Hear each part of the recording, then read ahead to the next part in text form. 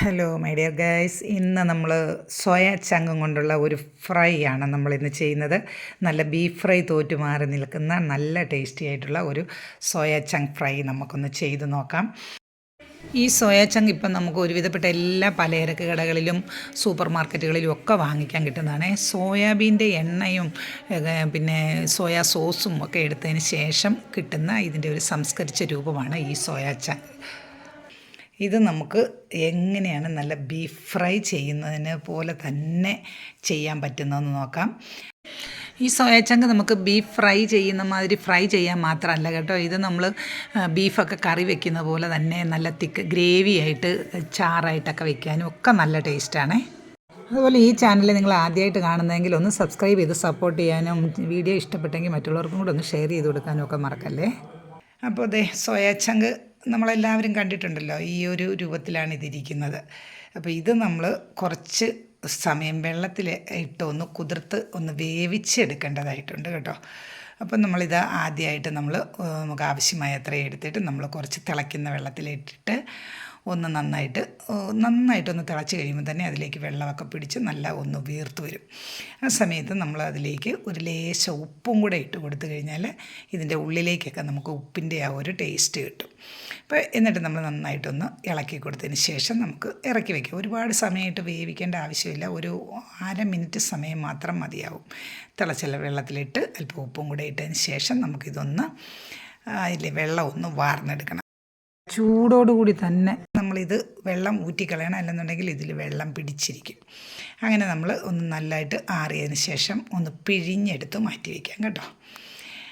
അതിന് ശേഷം അതൊന്ന് 2ആയിട്ട് കട്ട് ചെയ്തും കൂടി വെച്ച് കഴിഞ്ഞാൽ നമുക്ക് കറി വയ്ക്കാനായിട്ട് റെഡിയായിരിക്കും. എന്നിപ്പോൾ ഇതിന് വേണ്ടിയിട്ട് നമുക്ക് കുറച്ച് അല്പം ഇഞ്ചി വെളുത്തുള്ളി ചതച്ച് വെച്ചത്, ഒരു സബോള അരിഞ്ഞത്, ഒരു തക്കാളി അരിഞ്ഞത്, 2 പച്ചമുളക് പിളർന്നത്, 1 തണ്ട് കരിവേപ്പില, ഇത്രയും ഐറ്റങ്ങൾ മാത്രം മതിയാവും.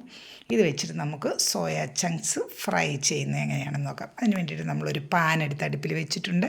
അതിലേക്ക് പാൻ ചൂടായി കഴിയുമ്പോൾ നമ്മൾ ഒരു 2-3 ടേബിൾ സ്പൂൺ വെളിച്ചെണ്ണയാണ് ഒഴിച്ചു കൊടുക്കുന്നത്. വെളിച്ചെണ്ണ നന്നായിട്ടൊന്ന് ചൂടായി കഴിയുമ്പോഴത്തേക്കും നമ്മൾ സാധാരണ ചെയ്യുന്ന പോലെ തന്നെ 1/2 ടീസ്പൂൺ കടുക് ഇട്ട് കൊടുക്കാം. കടുക് പൊട്ടി കഴിയുമ്പോഴത്തേക്കും നമുക്കതിലേക്ക് 1/2 ടീസ്പൂൺ പെരിഞ്ജീരകം, നമ്മുടെ മറ്റേ മസാലയ്ക്കൊക്കെ ചേർക്കുന്ന ഗരം മസാലയിലൊക്കെ യൂസ് ചെയ്യുന്ന ജീരകം ഉണ്ടല്ലോ, വലിയ ജീരകം, ആ ജീരകം നമ്മളൊന്ന് ഇട്ട് കൊടുത്തു. അതുകൂടി ഒന്ന് പൊട്ടി കഴിയുമ്പോഴത്തേക്കും നമ്മൾ ചതച്ച് വെച്ചിരിക്കുന്ന ഇഞ്ചിയും വെളുത്തുള്ളിയും നമുക്ക് ഇട്ട് കൊടുക്കാം.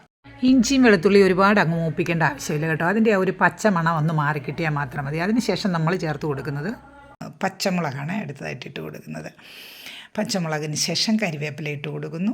കരിവേപ്പിലയും ഇട്ടതിന് ശേഷം നമ്മൾ ഒന്ന് ഇളക്കി കൊടുക്കുന്നുണ്ട്. അതിന് ശേഷം നമ്മൾ ഇട്ട് കൊടുക്കുന്നത് നമ്മൾ അരിഞ്ഞ് വെച്ചിരിക്കുന്ന സവോള നമുക്കിട്ട് കൊടുക്കാം. അപ്പോൾ സവോളയും കൂടി ഇട്ട് കൊടുത്തു കഴിഞ്ഞാൽ നമുക്കൊന്ന് നന്നായിട്ട് വഴറ്റിയെടുക്കണം.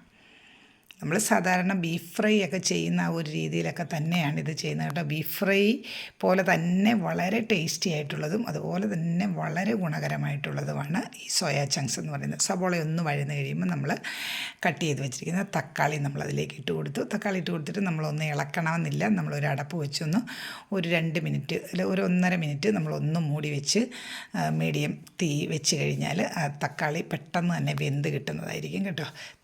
തക്കാളിയുടെ സ്കിന്നൊക്കെ ഞാനൊന്ന് കട്ട് ചെയ്തതിന് ശേഷമാണ് തക്കാളി അരിഞ്ഞെടുത്തിരിക്കുന്നത്. അപ്പോൾ പെട്ടെന്ന് തന്നെ നമുക്ക് വെന്ത് കിട്ടാൻ വേണ്ടിയാണ് നമ്മളിങ്ങനെയൊന്ന് മൂടി 1 മിനിറ്റ് അല്ലെ ഒരു 1.5 മിനിറ്റ് വയ്ക്കുന്നത്. അതിനുശേഷം നമ്മളൊന്ന് എടുത്ത് ഇളക്കിയതിന് ശേഷം അതിലേക്ക് നമ്മൾ ഒരല്പം മഞ്ഞൾ പൊടിയും കൂടെ ഇട്ട് കൊടുത്തിട്ടുണ്ട്. മഞ്ഞൾ പൊടി ഇട്ട് കൊടുത്താലും തക്കാളി പെട്ടെന്ന് വെന്തുടഞ്ഞ് കിട്ടും. അപ്പോൾ ഇതിന് നമ്മൾ ആവശ്യമായ ഒരല്പം ഉപ്പും കൂടെ ചേർത്ത് കൊടുക്കാം. നമ്മൾ സോയ ചങ്കിൽ ഉപ്പിട്ടിട്ടുണ്ട്, അതുകൊണ്ട് ഈ ചേർക്കുന്ന മസാലയ്ക്ക് ആവശ്യമായ ഉപ്പ് മാത്രമേ നമ്മൾ ചേർത്ത് കൊടുക്കാൻ പാടുള്ളൂ. ഇനി നമ്മളിതിലേക്ക് ഇട്ട് കൊടുക്കുന്നത് ഒരല്പം മീറ്റ് മസാലയാണ്. കാരണം ഇത് നമ്മൾ ഫ്രൈ ചെയ്ത് കഴിയുമ്പോഴത്തേക്കൊക്കെ മീറ്റിൻ്റെ നമ്മൾ ആ ഒരു ബീഫ് ഫ്രൈ ഒക്കെ ചെയ്യുന്നതിൻ്റെ ആ ഒരു നല്ല ടേസ്റ്റാണ് ഇതിന് കിട്ടുന്നത്. മീറ്റ് മസാലയ്ക്ക് പകരമായിട്ട് നമുക്ക് വേണമെങ്കിൽ ഒരല്പം മുളക് പൊടി, മല്ലിപ്പൊടി, അല്പം വീട്ടിൽ പൊടിച്ച് വെച്ച ഗരം മസാലപ്പൊടി, പിന്നെ ഒരല്പം കുരുമുളക്, ഇത്രയും കൂടെ ചേർത്ത് കൊടുത്താലും മതിയാവും. അപ്പോൾ ഇത് നമുക്ക് ശരിക്കും ഹൃദയാരോഗ്യത്തെ സംരക്ഷിക്കുന്നു. പിന്നെ ആണെങ്കിൽ നമുക്ക് നമ്മുടെ ശരീരത്തിന് ആവശ്യമായ പ്രോട്ടീൻ കുറച്ച് നമുക്ക് കിട്ടുന്നുണ്ട്. പിന്നെ നമ്മുടെ ആർത്തവ വിരാമ സമയത്തുണ്ടാകുന്ന കുറേയധികം പ്രശ്നങ്ങൾക്ക് മെനോപോസ് സ്റ്റേജിലുള്ള സമയത്ത് നമുക്ക് വളരെയധികം ഗുണകരമായിട്ടുള്ള ഒന്നാണ് ഈ സോയാ ചങ്ക് സ്ത്രീകളൊക്കെ കഴിക്കുന്നത്. അങ്ങനെ വളരെയധികം ഗുണങ്ങളുള്ള ഒരു ഐറ്റം എന്ന് തന്നെ പറയാം നമുക്ക് ഈ സോയാ ചങ്ക്. ഇത് നമ്മൾ കട്ട് ചെയ്ത് വെച്ചിരുന്ന സോയാ ചങ്കും കൂടെ നമ്മൾ ആ മസാലയിലേക്ക് ഇട്ട് കൊടുത്ത് നന്നായിട്ടൊന്ന് ഇളക്കി യോജിപ്പിച്ചതിന് ശേഷം ഒന്ന് മൂടി വെച്ച് നമ്മൾ ഒരല്പസമയം ഒരു 3 മിനിറ്റ് വരേക്കും നമുക്കൊന്ന് മൂടി വെച്ച് നമ്മളൊന്ന് വേവിക്കാം. അതിനുശേഷം ഒന്ന് ഇളക്കി കൊടുത്തതിന് ശേഷം വീണ്ടും നമ്മൾ ഒന്ന് മൂടി വയ്ക്കുന്നുണ്ട്. മൂടി വെച്ച് നന്നായിട്ടൊന്ന് ആവിയൊക്കെ കയറി കഴിയുമ്പോഴത്തേക്ക് ഇതിലേക്ക് ആ മസാലയൊക്കെ ഒന്ന് ഊറിപ്പിടിച്ച് നല്ല ഒരു ടേസ്റ്റായിട്ടുള്ള ഒരു സോയ ഫ്രൈ ആണ് നമുക്ക് കിട്ടുന്നത് കേട്ടോ. സോയാ ചങ്ക് നമ്മൾ സാധാരണ ഈ മീറ്റൊക്കെ കഴിക്കുന്നവർക്ക് അത്ര ശ്രദ്ധിക്കത്തില്ല ഇതൊക്കെ കഴിക്കണമെന്നുള്ളത്. പക്ഷേ വെജിറ്റേറിയൻസ് ആയിട്ടുള്ളവർക്ക് മാംസത്തിന് തുല്യമായ ഗുണം ചെയ്യുന്ന ഒരു ഡിഷാണെന്ന് തന്നെ പറയാം ഇത് കേട്ടോ. അതുകൊണ്ട് തന്നെ ഈ സോയാ ചങ്ക്സ് ഒക്കെ നമ്മുടെ ഭക്ഷണത്തിൻ്റെ ഒരു ഭാഗമാക്കി തീർക്കുക. നമുക്ക് ഷുഗറിനെയും വളരെയധികം കൺട്രോൾ ചെയ്യുന്നതാണ്. ഫൈബർ വളരെയധികം അടങ്ങിയിട്ടുണ്ട് ഇതിൽ. അപ്പോൾ ഈ ഒരു ഐറ്റം നിങ്ങളെല്ലാവരും ഒന്ന് ട്രൈ ചെയ്ത് നോക്കണം. ഇത്രയേ ഉള്ളൂ ഇന്നത്തെ നമ്മുടെ വീഡിയോ ആദ്യമായിട്ട് കാണുന്ന സുഹൃത്തുക്കൾ ഒന്ന് സബ്സ്ക്രൈബ് ചെയ്ത് സപ്പോർട്ട് ചെയ്യുകയും നിങ്ങൾക്ക് ഈ വീഡിയോ ഇഷ്ടപ്പെട്ടാൽ ലൈക്ക് ചെയ്യുകയും കമൻറ്റ് ചെയ്യുകയും നിങ്ങൾ മറ്റുള്ളവർക്കും കൂടെയൊക്കെ ഒന്ന് ഷെയർ ചെയ്ത് കൊടുക്കാനും മറക്കല്ലേ കേട്ടോ. Thanks for watching.